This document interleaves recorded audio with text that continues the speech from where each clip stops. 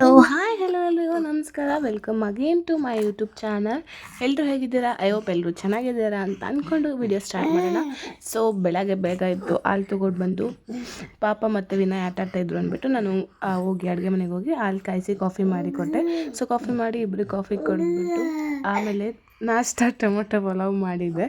So ಅವನಿಗೆ 2 ಬಾಕ್ಸ್ಗೆ ಹಾಕಿತ್ತು. ಸೊ ಅವನಿಗೆ ಬಾಕ್ಸ್ಗೆ ಹಾಕಿ ನಾನು ಕೂಡ ನಾಷ್ಟ, ಅವನು ಹೊರಟ ಕೆಲಸಕ್ಕೆ ನಾನು ಕೂಡ ನಾಷ್ಟ ಮಾಡಿಕೊಂಡೆ. ಆಮೇಲೆ ಮಧ್ಯಾಹ್ನಕ್ಕೆ ಬೇಳೆ ಸಾಂಬಾರು ಮಾಡಬೇಕಿತ್ತು. ಅರ್ಧ ಗಂಟೆಗೂ ಮುಂಚೆನೇ ನಾನು ಬೇಳೆ ನೆನೆಸಿಟ್ಟಿದ್ದೆ.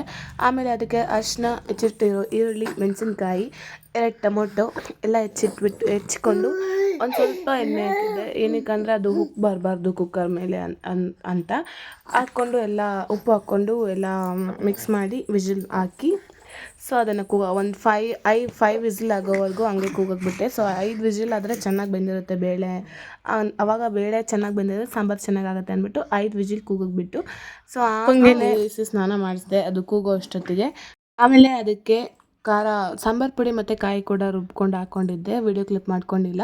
ಆಮೇಲೆ ಕುದಿಯಕ್ಕೆ ಬಿಟ್ಟೆ, ಸಾಂಬಾರು ರೆಡಿ ಆಯಿತು. ಸೊ ಅನ್ನನೂ ಕೂಡ ರೆಡಿ ಮಾಡ್ಕೊಂಡಿದ್ದೆ.